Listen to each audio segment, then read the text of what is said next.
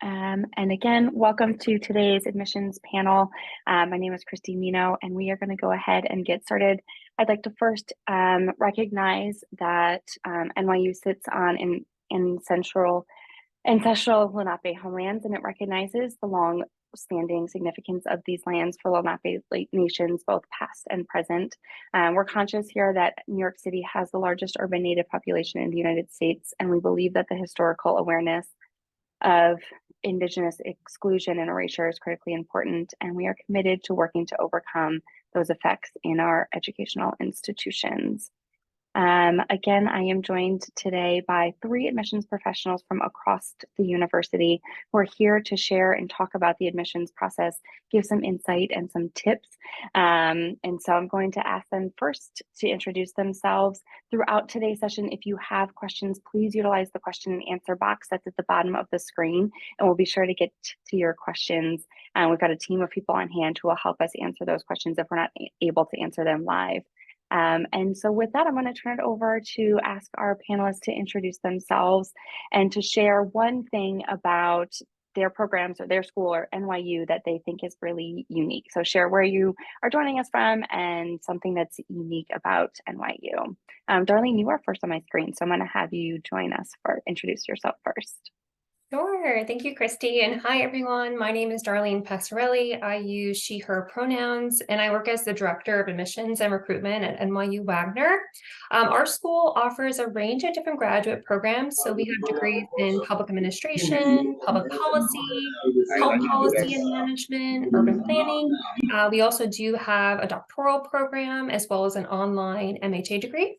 And our programs are really designed to prepare students for careers in a variety of different roles, whether that's in governmental agencies, as well as in the public, nonprofit, or public sector and private sector.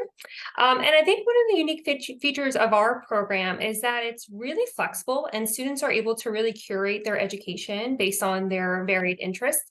So we have the option for our students to take elective courses across our school as well as other schools at the university. And we also offer a number of dual degree programs where you can earn a degree here at Wagner, like an MPA degree, and also earn your MBA as well, or another degree like in international relations, for instance. So we have several different dual degree programs. So I think that makes our school a little bit unique. And I'm joining today, I'm joining from today, New York. Awesome. Thank you, Darlene. Appreciate it. Thanks for being here. John, I will have you introduce yourself next. Sure. Thank you so much. Hi, everybody. My name is John Graham. I am a Senior Associate Director of Admissions at NYU Stern. I work primarily with the part-time MBA program, but also work closely with the full-time program. So today I'm going to really talk about the different MBAs. We have 3 traditional MBAs. We also have 2 focused MBAs. And we have many, many master's degrees. So if you have questions about them, happy to answer them. Also happy to direct you to folks who might know a little bit better. I think one of the things that separates Stern from other business schools is our focus on IQ plus EQ. You'll hear that a lot if you start to get into the weeds of the admissions process at NYU Stern. And we really take that seriously. It's a very collaborative program. It's a very kind program. And I think that's not something that is top of mind when people are thinking about a business school or the kind of person that goes to a business school. And I think that NYU Stern just completely kind of counteracts all of the stereotypical notions of what it means to be a person in business, while also having the academic excellence of a world-class MBA program. You also have experiential learning opportunities, affinity groups, a lot of different social events.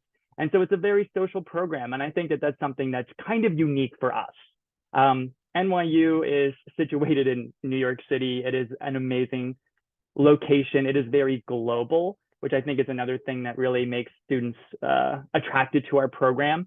It's got 12 different campuses across the globe. And so we attract a lot of different folks. And so you're going to meet a lot of different people and get a lot of different perspectives. So that's a little bit about NYU Stern. I also use he, him pronouns. And then I'll turn it back over to Christy. Great. Thank you, John. Thanks for being here with us. And then lastly, but not least, Matt, would you like to introduce yourself? Hey everyone, my name is Matt Latessa. I am the Assistant Director of Admissions at the New York University School of Professional Studies. I use he, him pronouns. I'm joining today from the Bronx. I'm working from home. And one of the things that I love about working at the School of Professional Studies at NYU is just the diversity of subject matter that you can study there. We have 22 separate master's degrees that we offer, as well as a host of other undergraduate programs, but I know that this audience is more interested in the graduate level. And so no matter what industry that you're in, if you want to develop, content area expertise in that industry, there's likely a degree that the School of Professional Studies offers to you where you can learn from practitioners who outside of their school teaching have vast experience in the field. And so it really puts an emphasis on, again, that experiential learning, that global mindset, and also just the diversity of our classrooms is wonderful. There are more international students at NYU than any other university in America. And on any given day, you'll be interacting with people of different ages, backgrounds, educational experiences. And so it's just a wonderful community in that sense as well. Thanks so much for joining, everyone. Great, thank you all. And I think you highlighted some really fantastic things about NYU, which hopefully we'll talk a little bit more about, but they all set us up for some of the really unique features about attending graduate school in particular at NYU. So thank you for that. Before we dive into talking about the nuances of the application process, I wanted to start at the very beginning in thinking about what are factors that you recommend people consider before they actually apply? What are things that they should think about or consider before submitting that application or even starting their research process? Do you have recommendations for people that they should reach out to talk and have those conversations? We recognize that this is a significant commitment of your time and your resources. And so how do you know for sure that you're making the right choice in even going back to school? Who would like to kick this one off? Yeah, I can jump in. I really think that the most important thing you need to consider when thinking about a further degree is your why, your motivation. Why are you choosing to go on this endeavor? As we have mentioned, it's resource intensive. It's a lot of work. It's rigorous work. You're spending at minimum 1 year, at most 2 years or beyond to complete one of our degrees. And so you really need to have a strong sense of what is motivating you to do it. Is it personal interest? Is it career development? Is it something else? Is it just an itch you can't scratch? You're a lifelong learner. So I think developing that sense of purpose before anything else is the most important thing to sort out before you begin working on an application to any master's program, whether it's at NYU or any other institution across the country or globe. Yeah, I'll jump in Go next. ahead, John. Sorry. Sorry. Go ahead, sorry. John. Thanks. Yeah, I definitely want to echo what Matt said, but also I think for NYU Stern, we're a professional program. And so for many students who are interested in this program, they have very specific professional goals. And so any student who is interested in pursuing an MBA or any sort of master's in management, something where they're hoping to have some sort of career trajectory, I recommend speaking with folks who are where you want to go to see what have they done along the way. Have they gotten a master's program? Was a master's program a launching pad into their new career? Thinking about the kind of career you want to have, and also if you want to change your career. And what kind of change is that? Are you changing industry and function? Are you changing just one of those things? I think talking with folks who are where you want to be is really, really important, and they'll be able to give you some really great advice. It's also just a way to begin the flexing the muscle that is networking. And then at NYU Stern, we have counselors that can speak with you if you have questions or if you want to just chat with students. We have a lot of different graduate ambassadors who can speak about the student experience and what it was like to apply. So definitely talk to students as well. Learn about what it's like from them, because they're really the experts. We'll sing the praises of our programs, from here till kingdom come, but they really give you some really great intel. So I also encourage you to do that. Thanks, John. Yeah. Darlene, go ahead. Oh yeah, I was just going to say, I completely agree with everything John and Matt have said. Returning to graduate school, as you know, Christy alluded to, it is a really big commitment, both personally and professionally. And I think it does require a lot of self-reflection, research into the different programs and schools. And there's a lot of planning because you really want to make sure you're setting yourself up for success and you're going to a school where you're going to be happy in the location, the career aspects, the prospects of where you want to work afterwards. If you want to work in New York City or somewhere else, for instance. I mean, there's a lot of things that go into it. So I think it's really, you owe it to yourself to do that research, to speak with admissions counselors. And we are so happy to, connect with you, whether it's one-on-one or something like an open house or an information session. And we also have access to our faculty who are really great mentors for students. So if you want us to put in contact with the faculty to maybe learn a little bit more about the curriculum, or an alumni or a current student to learn more about the community. I know at Wagner, we have a lot of programs, admissions ambassadors programs where prospective students can, connect very easily on a Zoom call with an alumni or a current student. So there's a lot of options that exist. It's just a matter of asking about those and knowing where to look. So I think your first stop should always be the admissions office, and we're happy to point you in the right direction.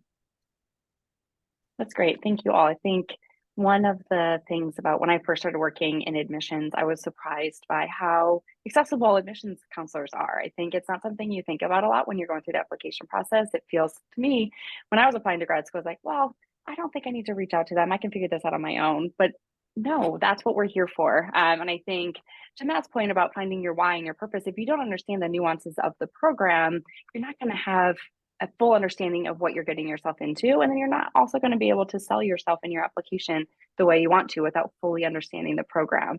So I think talking to students is a great advice, reaching out to admissions counselors, figuring out your why are all really great places to start, so that you can set yourself up for a strong application. So with that, I want to transition to talking a little bit specifically about working on your application. So the first thing I'm going to ask each of you to do is share briefly the admissions requirements for your particular schools. And you can speak in broad strokes. I think generally speaking, we're looking for, your resume, a statement of purpose, transcripts, letters of recommendation. But if there are particulars to your applications, we would love for you to share those now for people who are on the call or thinking about applying to one of your schools. We'll go in reverse. So John, actually, you're unmuted, so I'll have you start first.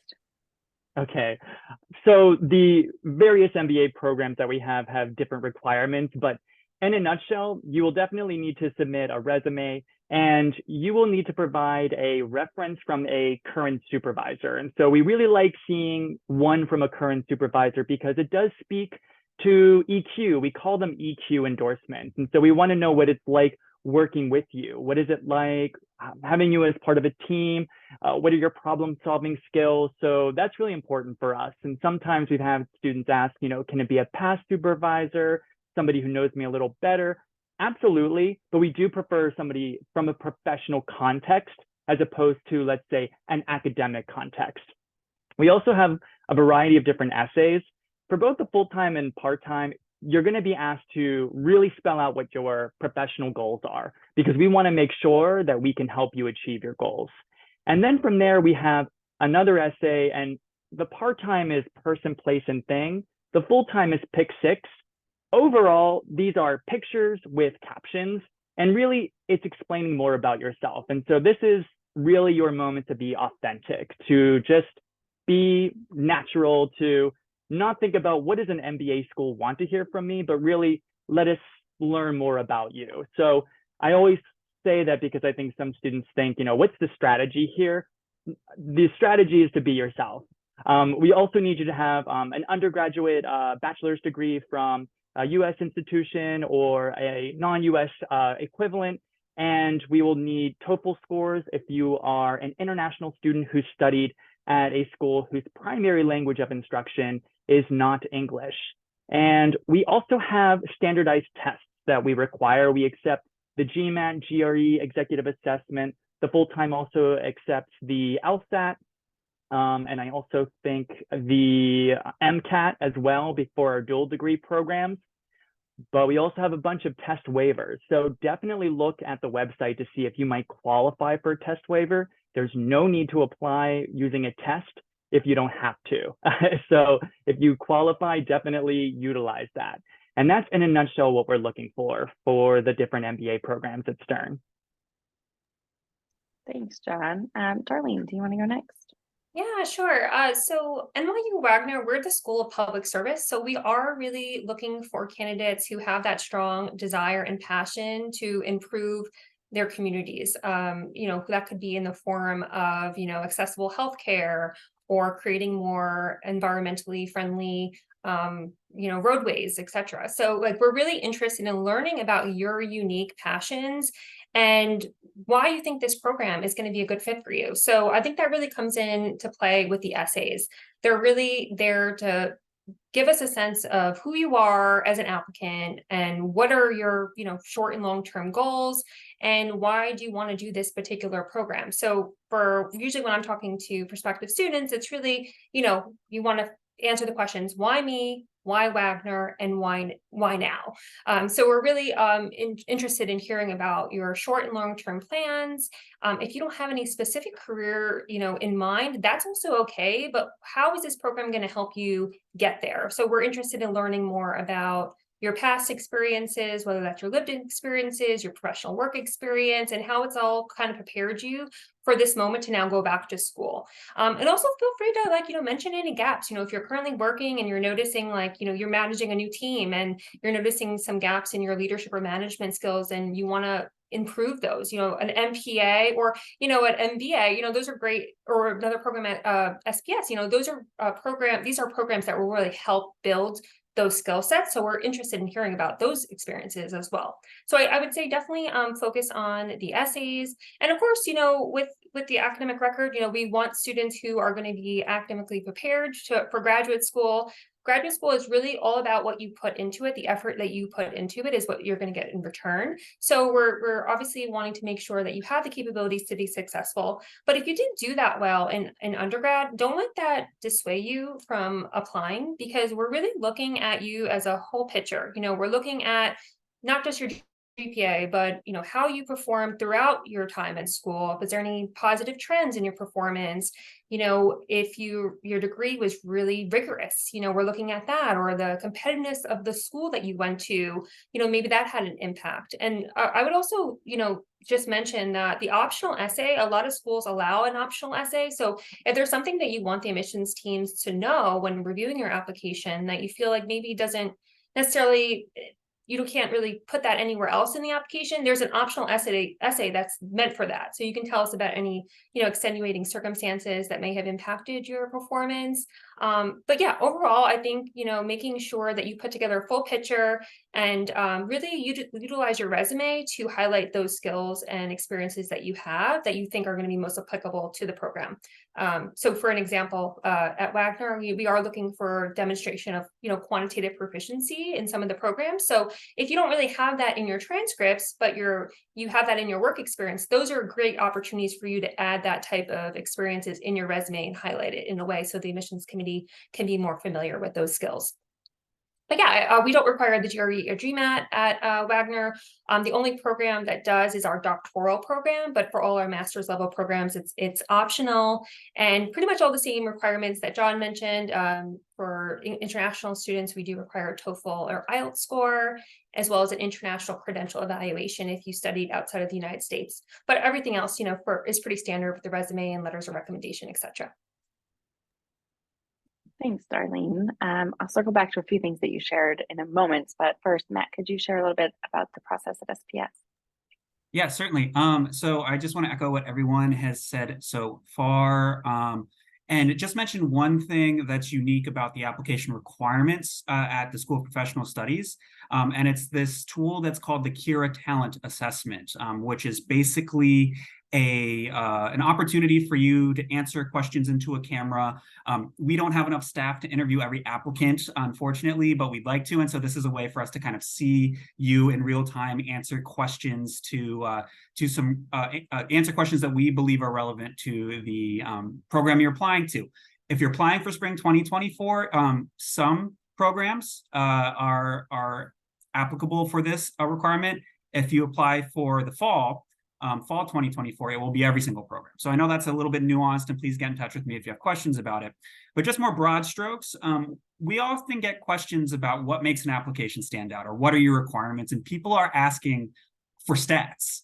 But I think the way that I see it and the way that our team sees it has less to do with stats and more to do with you communicating why this program makes sense for you and why it's the right next step for your personal journey or your professional journey or your academic journey. And I think that digging into the essays, as Darlene mentioned, and being authentic as you can, as John mentioned, that's what our team is looking for, is how does this big commitment of time, of money, of resources fit into your overall plan? What do you want to accomplish with it? And how can you communicate those motivations to our team? If you're answering those questions in your application via your resume and your statement of purpose and your letters of recommendations, those are often very successful applications and ones that our team enjoys reading. So please, as you're going through your application, that's your big North Star question. How am I communicating that I'm a good fit for this program? Because I believe that's how everyone at SPS reads applications. I can't speak for others' teams, but I have a strong suspicion that we're looking for fit more than anything as we read and evaluate and make decisions on applications. Thanks, Matt. That's really helpful to hear. And I think it's sometimes refreshing to be reminded that we are reviewing these applications from a holistic perspective. We are trying to find students for in the classroom that are passionate about the work. The professors want students in their classrooms that are passionate about the work. So the way that you're able to talk about that is really important. But related, sometimes we'll get questions in our team about my GPA is a little bit lower than I wanted to. My test scores are a little bit lower than I wanted them to be. Do you recommend applicants draw attention to those things if there's an opportunity for a supplemental essay or as part of their personal statements? Should they ask their letter writers to speak to that, or should they highlight the stronger parts of their application instead? How do you tend to advise students on how to handle things about their application that they might not be as proud of or want to highlight as much? I'll go first. We have the optional essay, I think, similar to Wagner. I really recommend using the optional essay for NYU Stern to provide context. It gives us additional context to something perhaps like a GPA. Maybe, there was something that happened in your undergraduate career where you had to work a little bit more and your GPA fell. I think having some of that context gives us an understanding of what happened and maybe why that's not the most reflective score of what you can do right now. And you can sometimes balance it out with the test score. And so that can also help to provide another way to showcase academic ability, because that's really what we're looking for with things like the GPA and the test scores. We're looking for academic ability. And so providing some context just gives us an understanding that this was kind of out of the normal. This was an extenuating circumstance, and that we can look at other things such as what you've been doing professionally, potentially what you've done on a test, or even what your current supervisor has said about your quantitative ability or your problem-solving skills. There are other ways for you to balance that out. So I would never not submit an application because one component is not what you would hope it would be. There's so many things, and at Stern we look at all of them equally. It is a very holistic process. So just know that providing additional context for us is actually very helpful. So I do encourage it. Yeah, I'll go ahead and follow up. I can't agree more with what John said, but at the risk of sounding a bit esoteric, I just want to take a step back and ask everyone to consider the challenge of an admissions team. Right, so we received this document that's your application, and we're making a decision on admissibility on the basis of what's on that application.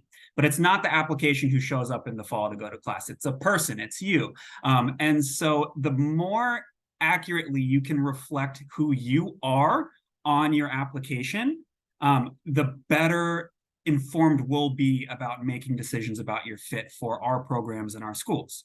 And for that reason, I can't agree more. At SPS, we also have a supplemental essay that you can choose to write. And the more context we have about your lived experience, the better equipped we will be to understand them and make an accurate decision about your admissibility for our program. So we absolutely ask that you use that space to explain any gaps or any missteps that might have accumulated along your academic or personal or professional journeys. That can only help our team. It never hurts an applicant to provide context. And I just want to add, when you're, talking about a maybe poor track record in your prior school, you could try to flip it and talk about how you've changed since then, how you've grown, how your circumstances have changed to maybe allow you a different opportunity going into graduate school. Maybe you're more prepared, financially stable. You didn't have to, work, X amount of jobs, which, we all understand everyone is human and circumstances change. And just because you didn't do that great in undergrad doesn't mean that you're not going to do great in graduate school, because it is actually very different. Graduate school, like I said, it's really all about what you put into it. And if you work hard and put the effort in, you will be successful. It's, you'll surprise yourself. I remember going back to school a little bit later than most of my friends and working full time. And I think back, I'm like, how did I even do this, with balancing everything? And it's really a crazy outer body experience. I think sometimes when you're just in it and you have to get things done. And, I think it's like all about how you put the work into it.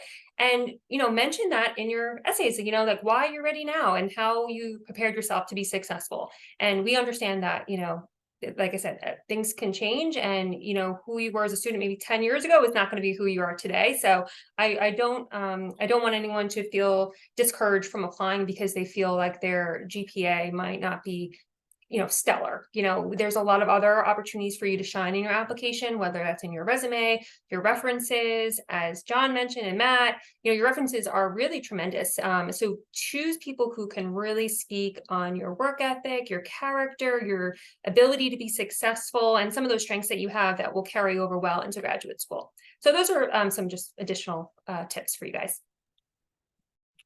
Thanks, all of you. And Darlene, thanks for bringing up letters of recommendation, because that was my next question, to ask you all to talk a little bit more about advice or tips for reaching out to those letter writers. It's one of the portions of the application that's a little bit out of your control. And so I know we often recommend that people reach out as early as possible to make sure that those letters get in. But do you, one, I think it's interesting because all of your schools will ask for different things. A lot of times we're seeing schools ask for professor recommendations, so academic-based recommendations. So it's interesting when we hear particular schools that are saying, nope, we want to see both professional and academic. But how do you go about, one, if you've been out of school for a while and you need to submit an academic letter, what advice do you have for people for reaching out to people whom they may have had as a professor years ago, or they're not in touch anymore? What are other ways that they can show their fitness for the classroom? And then any other advice you have for reaching out to letter writers to make sure that that part of your application also stands out?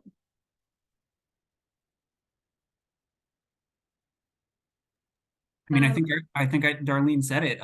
Choose people who know you well. SPS, we don't require an academic reference. So that's not necessarily a concern for our application in particular, but and also it puts you at no disadvantage if you choose not to include a professor or an academic reference. But in general, that's really is my best advice is, and I know that it's difficult, particularly if you spent most of your undergraduate degree learning through a computer in COVID. Getting to know professors and fostering that relationship is difficult, but to the best of your ability, even if it means that it's someone who you maybe didn't get the best grade in their class, but they see your work ethic, they know who you are, and you've had lots of opportunities via, office hours or individual meetings to get to know. I really think those are the recommendations that come from a place of strength. And I will say, for our purposes at NYU SPS, we do our best to take some letters of recommendation with a grain of salt. At the end of the day, it's someone else's opinion of your performance and isn't necessarily a direct reflection of your accomplishments, et cetera. And so good or bad, we try our best to take that into consideration when making decisions as well. Not to say that they're not important. They can only help your application. And the better you know the person writing your letter of recommendation, the better it's likely to be.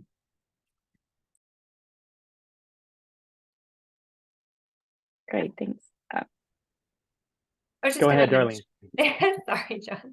I was just going to mention at Wagner, we don't necessarily have a preference between academic or professional references. We let you kind of make that decision on yourself, on your own. But if you've been out of school, for 5+ years, of course, like having a current or former professional reference probably makes more sense. If you're currently in undergrad about to graduate, or you've been out of school for only 1 to 2 years, I think it would actually help your application if you submit one academic and one professional, because that way we're getting a little bit more of a holistic overview of you as a student and as a professional. But if you have 2 really strong professional references, we encourage you to do whatever you think is going to be in your best favor. Yeah, and I'll just add, when you're reaching out to your references, definitely, as mentioned, do it early, let them know ahead of time. But you can also, in the email or the text message, whatever method, just ask if they feel comfortable doing it, because they may say no, or they may provide some sort of excuse. And I think that that's kind of a clue that maybe the experience you had with them isn't reflective of what they experienced. And so you can go to another reference, because you want somebody who's going to speak highly of you. You want somebody who's going to sing your praises. So I think giving them the opportunity to say, sure, absolutely, send it over, or, right now is not the best time for me. That gives them an opportunity to do that, so that you can focus on getting somebody who is going to be amazing and who's going to tell us everything that is amazing about you. Awesome. Thank you all. I appreciate that insight. And for those of you who are joining us that are still in undergrad, I definitely recommend you reaching out to your professors while you're still in school. Say, I think I might apply to grad school in a few years. Is it okay if I come back to you? Keeping them top of mind, but also keeping that in mind if you're working and you've got supervisors that you seem to work really well with, and asking them, could you write my letter about and highlight my strengths as a manager or my strengths as a writer. I think it's okay to reach out to recommenders and say, this is what I'm hoping you could highlight based on our experience to help you better craft that holistic experience and application. So thank you all for your feedback on that. I've got one final question about application materials in particular, and I think we mentioned it a few times, but for international applicants, in addition to English language proficiency exam scores, could you talk a little bit about translating or getting out transcripts verified and what that process looks like at your school? So are they able to submit a transcript directly? Do they need to send it through a service to get it verified? What does that process look like at your schools? John, I'll start with you. We do ask that it be translated, but we don't require that it go through a specific service. We want to make sure that this is affordable, and sometimes the services can be very expensive, but as long as we are able to see what the grades were, and ultimately we'll need to have something that is the official document from the institution. So that means it comes directly from the institution. So sometimes you are able to do a translation, we are able to look at the official document, we'll be able to do a direct match on the grades. So for us, that's sufficient. But we also accept the other services that go about providing translations or degree equivalencies. So all of the different methods, WES is the big one, World Education Services. I think that's the most common, and they make it very streamlined and easy. We do accept those, but just know that as long as eventually, before you begin the program, we get one that's directly from the institution that we can compare to the one that you sent to us for the admissions process, that would be sufficient. Thanks, Matt. Darlene, go right ahead. So at Wagner, we do have a requirement for international students who studied outside the United States and Canada to submit a international credential evaluation if your institution did not use a 4.0 GPA scale. That way we can have it converted onto the 4.0 scale. So we do ask for a course by course evaluation, and we do understand that that is a cost, additional cost incurred on applicants. So we do waive the application fee. So you'll get an application fee waiver automatically by submitting an international credential evaluation. So essentially, if you did study outside the United States, but if your school was on a 4.0 GPA scale, that will not be required. It's only if it's not on a 4.0 GPA scale. And similar to John, we do require that it be translated. So if you do have transcripts that have that are not in English, we do require those to be translated as well, which a lot of these service providers will do as part of the package. So we use any provider that's approved by NACES.org. So that includes WES, SpanTran, ECE. There's literally like, I think 20. So you can really do your research and see which one makes the most sense and is most affordable.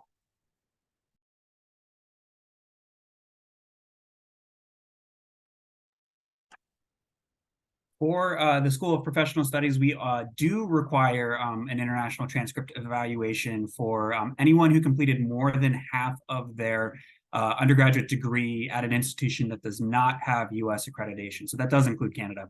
And likewise, we work with 6 different agencies. So it's Educational Credential Evaluators, commonly known as ECE, Educational Perspectives, Foreign Academic Credential Services, Transcript Research, and then the most popular 2 are SpanTran and World Educational Services, or WES. It's not an automatic fee waiver if you do submit one of these, but we are quite flexible with our fee waivers. So if that's something that you need, whether or not you are an international applicant who has this as a requirement, you can reach out to our team and we can be accommodating in that sense. Great, thank you all. One quick clarification for John from the Q&A.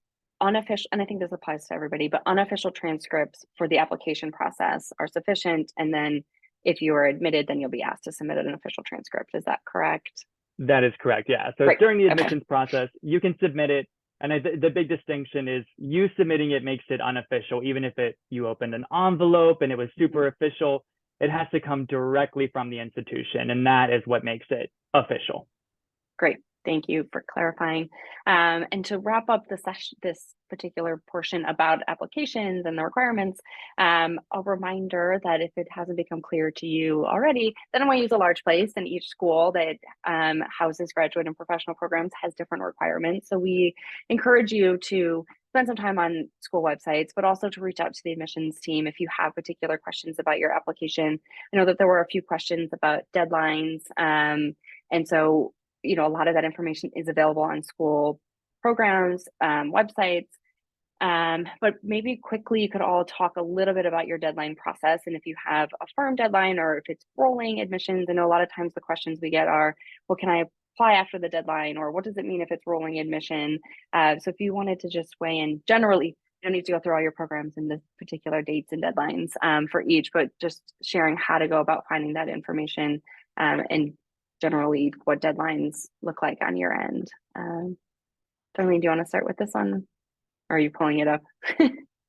I was actually going to pull up our website and we do have several deadlines. So right now we are accepting applications for fall and for spring. So spring, if you're interested in starting in spring, that starts at the very end of January. So we have 2 deadlines for spring. So if you are an international student, the deadline is October 3rd. For domestic students, it's October 30th. And then for fall, we have a number of different deadlines. One of our early action deadlines is December 1, if you're interested in applying for fall. And that's also the final deadline for our PhD program, but it's an early action deadline for pretty much all the other programs. And what that means is that for students who are interested in applying for one of our fellowships, so we do offer fully funded fellowships as part of our admissions process here at NYU Wagner. So those do require an additional essay. It's the same application, but if you are interested in applying for one of those fellowships, you do have to apply by the early action deadline. And we also do encourage applicants who, of course, funding is a really big part of, being able to go to grad school. So for those who really, of course, need to be considered for funding, we do encourage you to apply earlier than versus later in the cycle, because we do have funding to give out. But it, of course, as we go through the cycle, the pool becomes smaller. So if you are somebody who wants to be considered for scholarship, we do encourage an early application. However, we will have deadlines throughout the fall and summer, and the spring to apply to one of our programs. So you can probably I would recommend checking out our website because we have several deadlines. I don't want to confuse anyone here. So I'll go ahead and add the deadlines to the chat. And then if you have any specific questions, feel free to reach out to me. Thanks, Arlene. Don, do you want to weigh in? Sure. We also have different deadlines for different programs. I am going to drop all the links in the chat as well. For the part-time MBA program, we actually have 2 intakes. So we are reviewing applications, and we'll soon be admitting folks for the spring intake.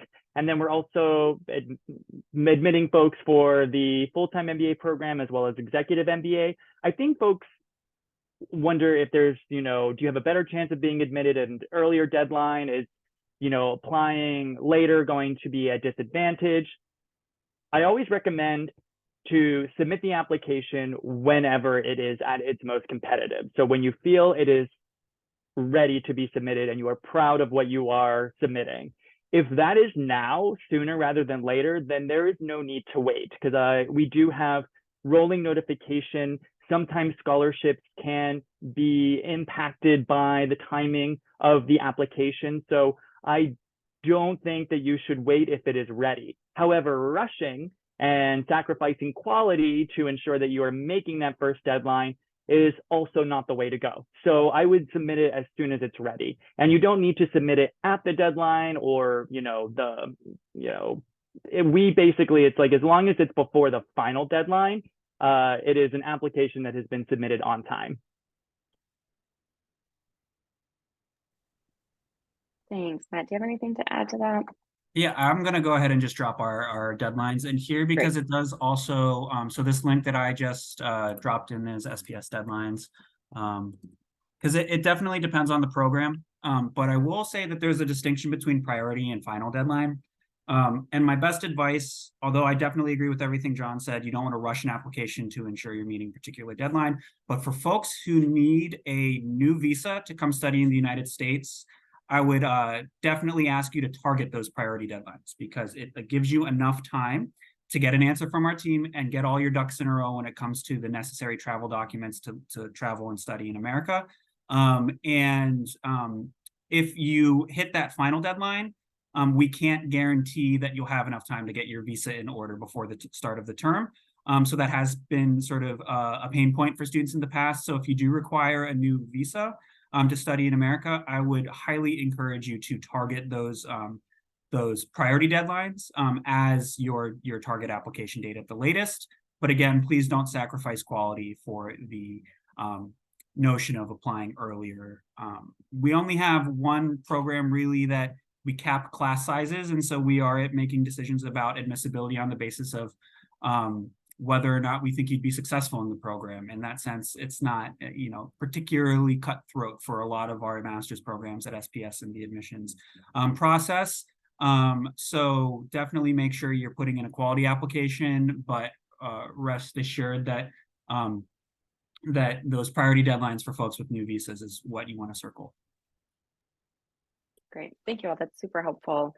Good tips to keep in mind when hopefully all of you start working on your applications. And I wanted now to shift gears. We started talking a little bit about financial aid in terms of meeting those deadlines, to talk about funding for master's programs and professional programs. As we talked about, we are not shy about saying that NYU is a commitment of resources, particularly financial, and we're aware of that. So I'd like to ask you all to share a little bit about what the scholarship and financial aid process looks like for your schools, particularly if you're able to share how aid is awarded, things that you're looking for, if there's a different application process, what people should know going into that financial commitment.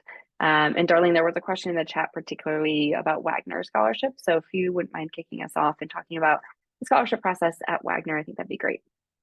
Yeah, thank you so much for asking. So by submitting your application, you're going to be automatically considered for all possible funding. So we offer a number of scholarships. Over 52% of our students receive some type of funding, and that could be in the form of a one-time scholarship, a half tuition scholarship, a 30% scholarship to a fully funded scholarship. So it really does vary. We actually also have a number of partnerships with a bunch of different organizations. So for Teach for America, we offer a 50% tuition scholarship with the Rangel Fellows, we have scholarship with them. We also have, if you work at the NYPD, we have a scholarship with them for those who are working in city government. So we actually have a number of different scholarships with different external organizations. And I'm going to list a link below that kind of goes through some of those.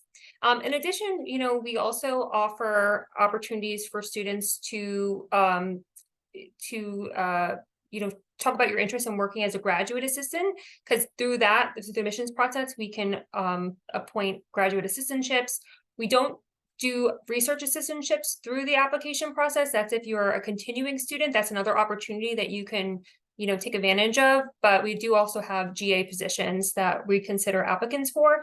And by submitting your application and checking off certain questions on the application, you'll be considered. And that particular scholarship does require it's really an assistantship, but it does require an interview. That's part of the process. But for the majority of them, there's no actual interviews.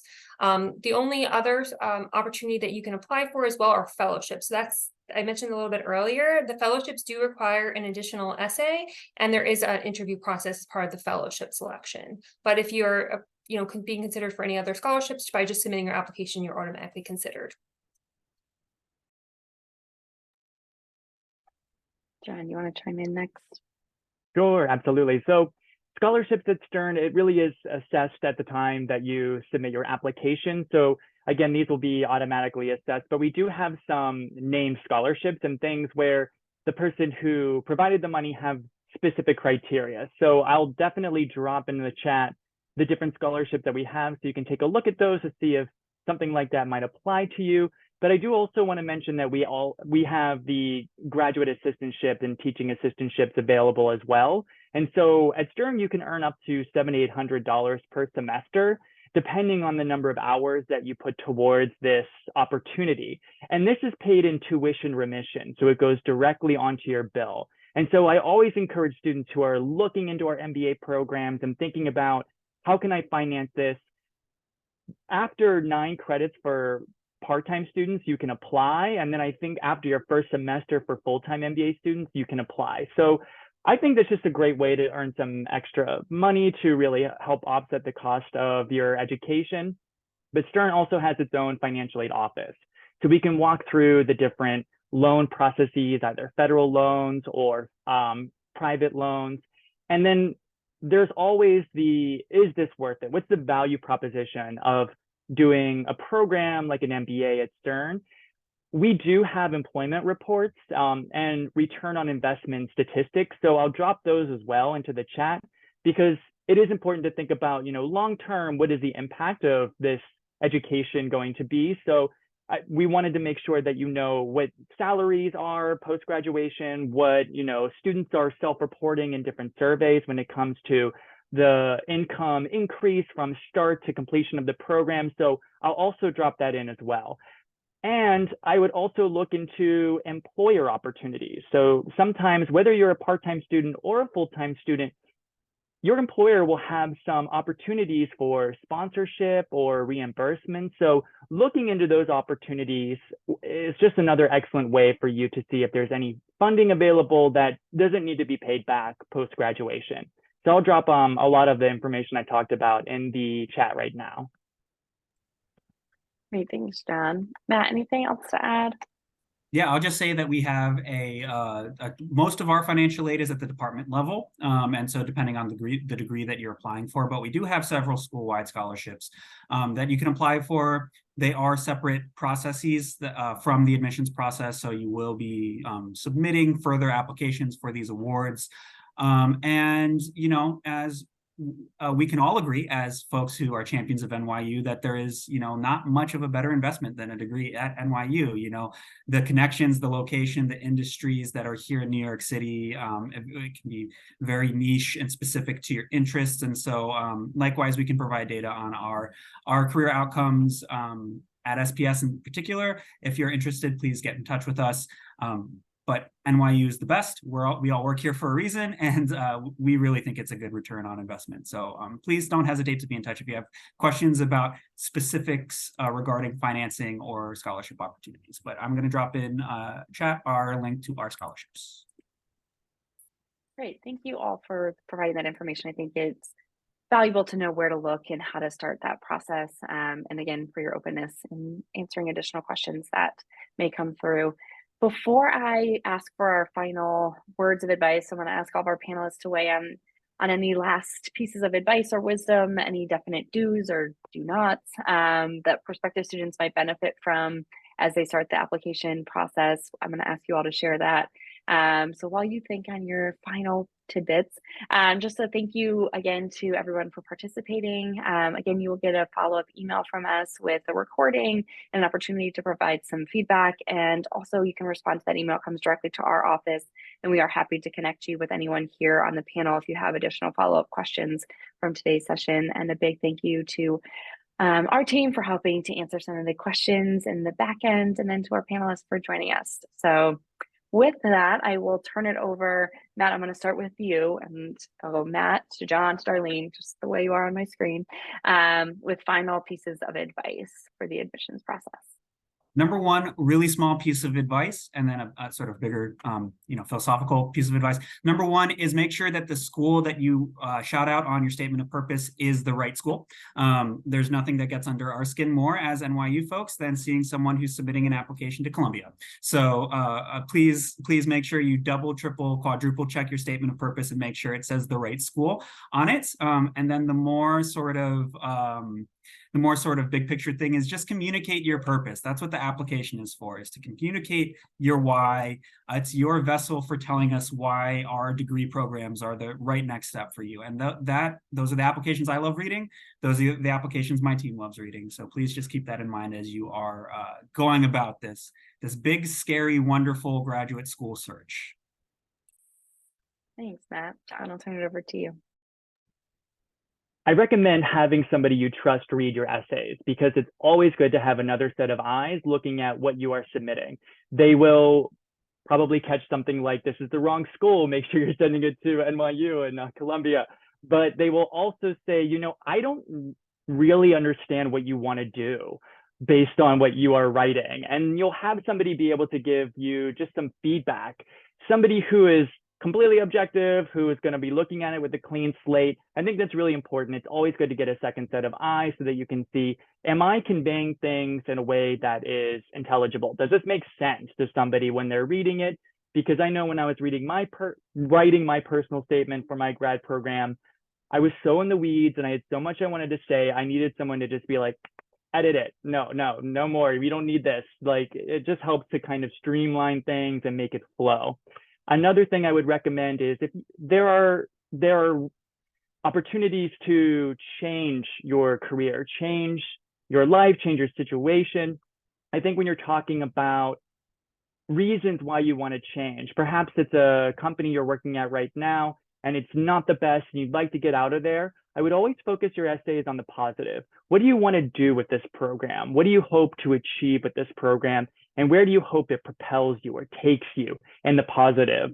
Rather than focusing on what it is you don't like about, let's say, a past organization or something relating to an experience you have. I think talking about what this program will help you do and how it will help you take you to a place that is really aligned with your goals and who you are is a really great way to kind of think about the scope of how you want to present information in your essay.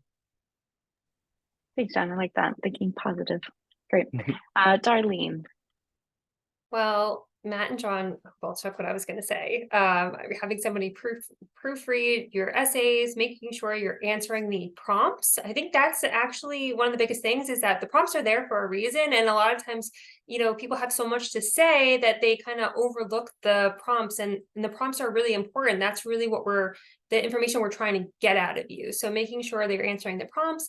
And also maybe on a different note with the resume, sometimes I'll see a resume that lists the job, but there's no, bullet points on the details of the work that they're doing. So make sure you do put a detailed resume. So if you're applying to a job, typically you want to keep your resume 1 page or, 2 at the max. With graduate school, it is a little different. Like, we are interested in learning about all your different experiences. So if you have any volunteer work, extracurricular work that you've done, any research projects that you've done in school that are, maybe in relation to the program that you're applying for, feel free to add those too. So I would maybe just mention about the resume and how it's a little bit different for graduate school. It could be a little bit longer. Definitely don't overdo it and submit like a 6-page resume. But really think about how you can expand on your resume and put information that would be very applicable or transferable to the program or the career that you're looking to either get into or advance in. So I would maybe offer that as a piece of advice. And then lastly, something that I've actually had a lot of conversations with students is that a lot of times they're taking classes that are really quantitative in nature, but the course description, you would not know that by the title of the course. So if you want to call that out within your application, the optional essay is usually a good opportunity for you to mention, hey, this is the title of the course, but this is, maybe a little synopsis of what you did in the course. So that way we can see that you do have those types of skills that maybe we wouldn't know just by reading the course title. So that's just the last piece of advice I would offer.